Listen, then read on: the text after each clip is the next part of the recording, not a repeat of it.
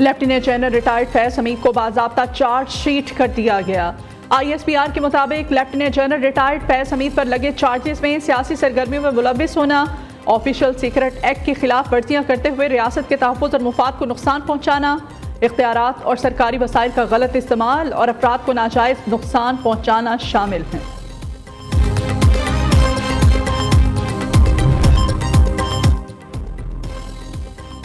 Lieutenant general retired Faiz Hamid पर 9 मई से जुड़े वाक़यात में तफ्तीश जारी। मुतादिद पुरतशद्दुद वाक़यात में मज़मूम सियासी अनासिर की इमा और मिली भगत भी शामिल। ISPR के मुताबिक फील्ड जनरल कोर्ट मार्शल के अमल के दौरान lieutenant general Faiz Hamid retired को कानून के मुताबिक तमाम कानूनी हकूक़ फ्राहम किए जा रहे हैं।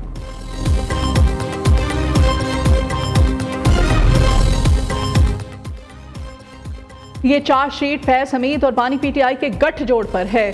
सियासी रहनुमाओं का रद्द अमल। सेनेटर फैसल बावडा कहते हैं फैज हमीद को चार्जशीट किया गया है तो बाकी कैसे बच जाएंगे। मामला सिर्फ कोर्ट मार्शल तक महदूद नहीं होगा बल्कि सजा भी होगी। नून लीगी सेनेटर तलाल चौधरी के मुताबिक फैज हमीद के ट्रायल को सबूताश करने के लिए सिविल नाफरमानी की कॉल दी गई। 24 नवंबर का एहतजाज 14 दिसंबर की कॉल इस मामले से जुड़ी है। इस मामले को अब मुंतकी अंजाम तक पहुंचना चाहिए। मुस्तफ़ा कमाल बोले, पिछले दौर में फैज हमीद से ज़्यादा ताकतवर आदमी नहीं था। पाकिस्तान में पहली बार इस तरह के एहतसाब की कोशिश हुई है।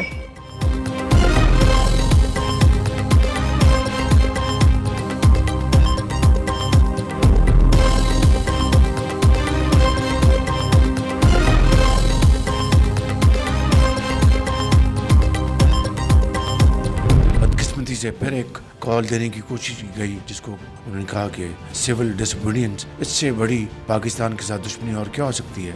जिन्होंने इस्लामाबाद पर जो चढ़ाई करने की एक इंतहाई नापाक कोशिश की, उसमें जो उन्होंने तोड़ फोड़ की, जिन्होंने उसकी मैंने एक मीटिंग की थी और ये वाज़ेह हदायत दी थी कि जो इस पाकिस्तान के खिलाफ जो साजिश की गई इसमें जो मुलव्वस हैं सबूत के साथ उनको किसी सूरत में नहीं छोड़ा जाएगा। अगर कोई बेगुनाह है तो उसको कोई हाथ नहीं लगाएगा। सिविल नाफरमानी की कॉल देना पाकिस्तान से बड़ी दुश्मनी है। इस्लामाबाद पर चढ़ाई करने वाले जत्थे में किसी को नहीं छोड़ेंगे। कोई कसूरवार बच नहीं सकता। किसी बेगुनाह से ज्यादती नहीं होगी। तरक्की और खुशहाली के लिए सियासी इस्तेहकाम नागुज़ीर है। इस्लामाबाद पर चढ़ाई की नापाक कोशिश की गई, कानून को हाथ में लिया गया। वज़ीर आज़म शहबाज शरीफ का काबीना इजलास में इज़हार ख्याल, कहा शाम में फंसे हुए पाकिस्तानियों के लिए फिक्रमंद है। लबनानी वज़ीर आज़म ने पाकिस्तानियों के इनखला में हर मुमकिन ताउन का यकीन दिलाया। पाकिस्तानी ज़ायरीन की बाहिफाजत वापसी के लिए वज़ारत ख़ारिजा मुतहरिक है।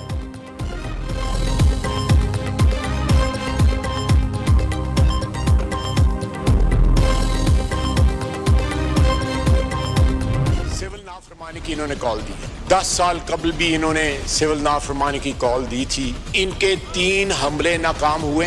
इनका सिविल नाफरमानी वाली कॉल भी नाकाम होगी। खुदा का वास्ता है, सुबाइयत या लिसानियत या इस मुल्क में कोई ऐसे बीज न बोएं जिसकी फसल जो है कल जो है सारे पाकिस्तान को काटनी पड़े। जब ये वहां से पसपा हुए हैं, भागे हैं, दुम दबा के भागे हैं, सारी की सारी लीडरशिप अपने वर्करों को छोड़ के भागी है। एक दिवालिया सूबे की लीडरशिप लेके बार बार हमला कर रहे हैं, जिसके बाद तनख्वाहें देने के साथ पैसे नहीं है। अली अमीन के गार्ड्स ने अपने वर्कर्स पर फायरिंग की। ख्वाजा आसिफ का दावा। वजीर दिफा कहते हैं अब ये 12 अफराद कह रहे हैं लेकिन इनका भी डाटा किसी को नहीं दे सके। इनकी सारी की सारी लीडरशिप वर्कर्स को छोड़कर भागी। PTI सिविल नाफरमानी की कॉल देने में माहिर है। 10 साल पहले भी दी थी जब भी मुल्क की सालमियत पर हमले की कोशिश की, इन्हें नाकामी का सामना हुआ। ख्वाजा आसिफ की कौमी असम्बली में लफ्ज़ी गोलाबारी।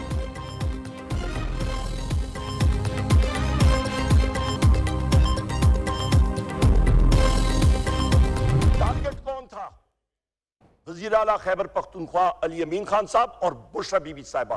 12 हमारे साथी शहीद कंफर्म, 200 से ज्यादा हमारे लोग मिसिंग। मैं फिर रिपीट करता हूं, जिसका इस हाउस ने और इस कौम ने और इस जुडिशरी ने नोटिस लेना होगा और जवाब देना पड़ेगा के खिलाफ आप FIR करें। डी चौक फायरिंग में टारगेट अली अमीन गंडापुर और बुशरा बीबी थे। ऑपोजिशन लीडर उमर अयूब का इल्जाम, डी चौक पर फायरिंग वाक़े की जुडिशल इंक्वायरी का मुतालबा कर दिया। कहते हैं हमारी नस्लें पूछेंगी पुरअमन मुजाहिरीन पर गोली क्यों चलाई गई। डी चौक पर शायद एक दिन बैठकर पुरअमन एहतजाज करते, गोलियां लगने से हमारे 12 कारकुनान शहीद हुए। 200 से ज्यादा लापता हैं। इंक्वायरी होनी चाहिए कि गोली किसके हुक्म पर चलाई गई।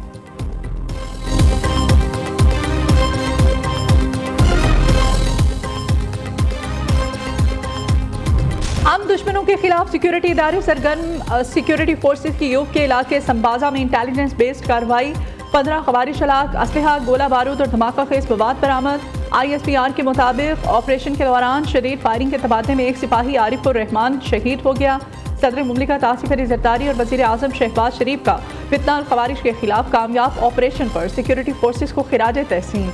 शहीद सिपाही आरिफुर रहमान को खिराज अकीदत पेश किया।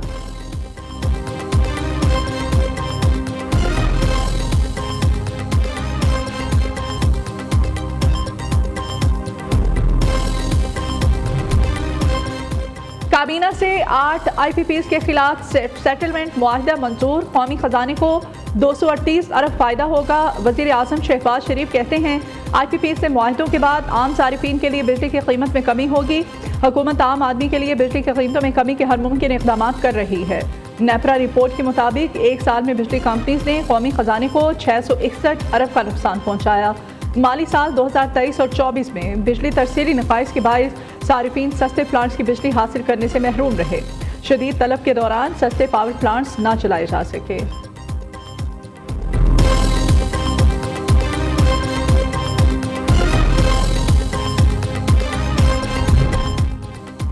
चीनी फिर महंगी होने लगी। एक्स मिल कीमत 115 रुपए से बढ़कर 125 रुपए फी किलो हो गई। शुगर डीलर्स का कहना है छोटे दुकानदारों ने चीनी की फी किलो कीमत 125 से बढ़ाकर 140 रुपए कर दी है। हुकूमत ने अगर मामले को संजीदा ना लिया तो सूरत हाल संगीन हो सकती है।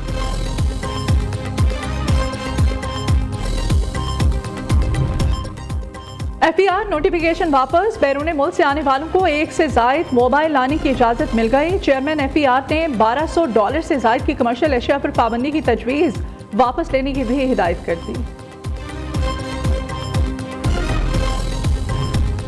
मदारिस की रजिस्ट्रेशन वजारत सनत के तहत करना मुल्की कानून और वहदत के खिलाफ है। मदारिस की आज़ादी और निसाब के मामले पर किसी किस्म की मुदाखलत कबूल नहीं। मौलाना फजल रहमान अलग कानून साजी चाहते हैं तो यह हुकूमत और इनका मसला है। हम तलहियाँ नहीं चाहते।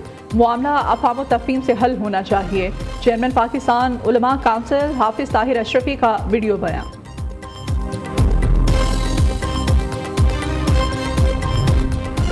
मौलाना फजल रहमान के साथ किया गया वादा पूरा होना चाहिए। नून लीग से इत्तेहाद मुल्क की खातिर किया है। विफाक में हम हुकूमत का हिस्सा नहीं। पीपल्स पार्टी डायलॉग की हामी, लेकिन तहरीक इंसाफ पहले ये तय कर ले कि डायलॉग किससे और किसने करने हैं। वज़ीर आला सिंध की लाहौर में न्यूज़ कॉन्फ्रेंस। मुराद अली शाह की गवर्नर पंजाब सरदार सलीम हैदर और पीपल्स पार्टी पंजाब के रहनुमाओं से मुलाकात।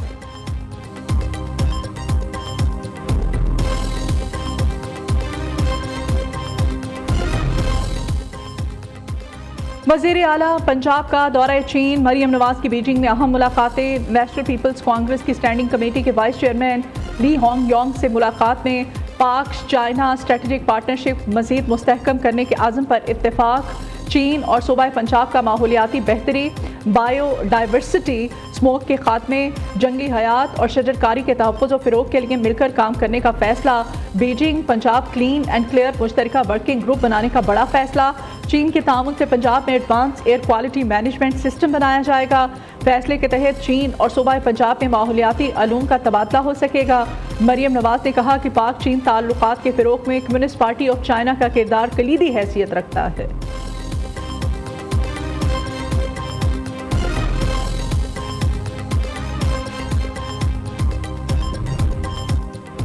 मरियम नवाज पंजाब की तकदीर बदलने के लिए जा रही हैं। वज़ीर आला पंजाब दौरा चीन के दौरान तारीख़ी मुआहदे कर रही हैं। वज़ीर इत्तलात पंजाब उस्मा बुखारी कहती हैं जिन्होंने इनकलाब लाना था अब वो आपस में गुत्थम गुत्था हो रहे हैं। नंद भावच की लड़ाई में फितना पार्टी के 5 ग्रुप्स बना दिए। कौम की मदद से हर फितने को कुचल दिया जाएगा।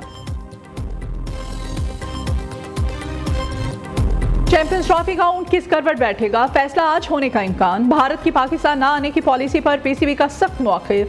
ICC से फ्यूजन फार्मूले पर तहरीरी यकीन दहानी का मुतालिबा।